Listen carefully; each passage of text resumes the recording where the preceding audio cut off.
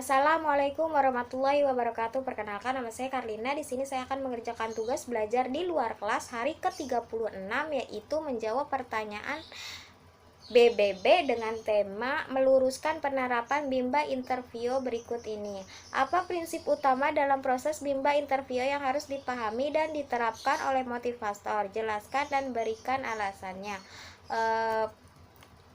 Pengertian dari Bimba Interview itu sendiri adalah program Bimba AIUEO pusat untuk membimbing minat baca dan minat belajar anak usia dini yang dilakukan secara interaktif menggunakan media call berbasis online agar lebih efektif dan efisien. Untuk itu, prinsip utamanya adalah membangun kedekatan antara siswa dengan motivator yang dilakukan secara online, yaitu melalui media berbasis video call.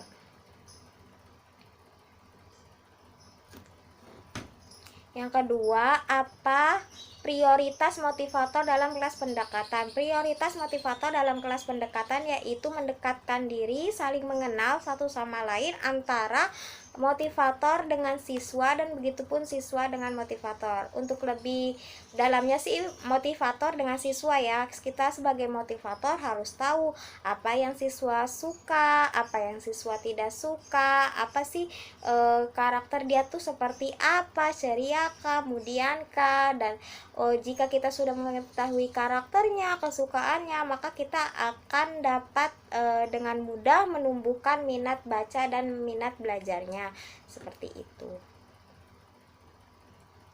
Apa prioritas motivator dalam kelas trial? Prioritas motivator dalam kelas trial yaitu sama seperti kelas pendekatan, berdekatkan diri dengan siswa.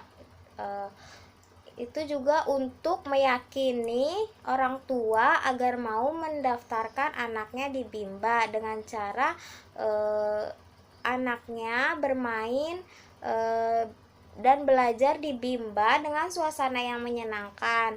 Dengan itu prioritasnya yaitu membimbakan anak secara fun learning. Jika anak sudah belajar dengan bermain secara fun learning, bermain dan belajar secara fun learning, maka anak itu pun akan mau balik lagi ke Bimba. Dan jika anak sudah mau lagi balik ke Bimba, maka orang tua pun akan yakin mendaftarkan anaknya di Bimba.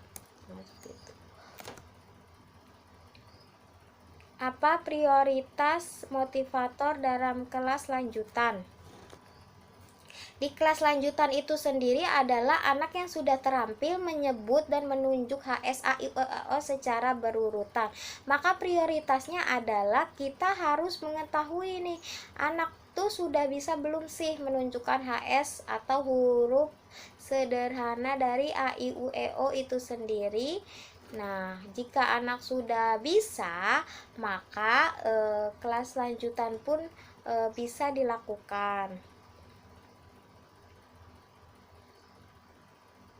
Nah, tujuan dari kelas lanjutan ini ada dua. Tujuan utamanya itu agar anak menyukai kegiatan yang dilakukan di kelas lanjutan, dan tujuan khususnya adalah anak lulus evaluasi tujuan khusus setiap pemberian materi dan modul. Di kelas lanjutan itu durasinya adalah 30 plus 10 menit private. Nah, di 30 menit ini kegiatannya adalah kegiatan pembuka, inti, dan kegiatan penutup. Seperti itu. Dan di 10 private-nya itu dilakukan secara bergantian.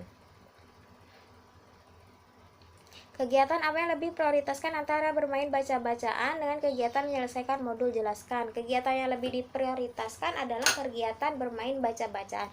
Mengapa? Karena diambil dari kata Bimba itu sendiri kan. Bimba itu adalah minat baca dan minat belajar pada anak. Maka lebih diprioritaskan kepada bermain baca-bacaan. Modul hanya sebagai pelengkap saja. Jika tidak diselesaikan pun tidak apa-apa. Yang penting anak sudah bisa, maka boleh tidak diselesaikan.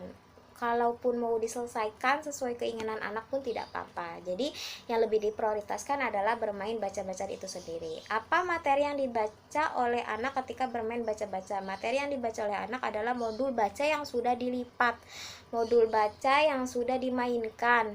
Maka anak pada saat itulah anak bermain baca-bacaan. Bagaimana cara bermain baca-bacaan menyenangkan bagi anak?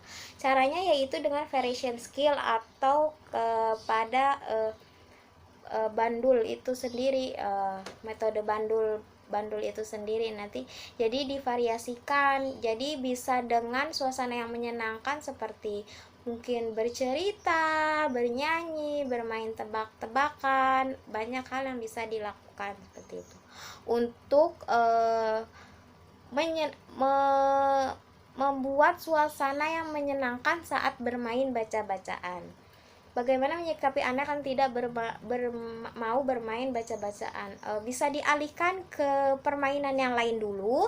Nanti jika anak sudah tumbuh minat bacanya, jika anak sudah moodnya sudah balik, sudah mulai baik moodnya, maka kita arahkan untuk bermain baca-bacaan dulu. Jadi tidak apa-apa, tidak usah dipaksa. Jika anak tidak mau bermain baca-bacaan, bisa memainkan yang lain dulu, misalkan mewarnai ataupun anak mau menulis dulu, boleh dilakukan. Nah, nanti jika anak sudah baik moodnya, sudah bisa untuk kita arahkan, maka kita arahkan untuk bermain baca-bacaannya. Seperti itu jawaban dari saya, kurang lebihnya mohon maaf.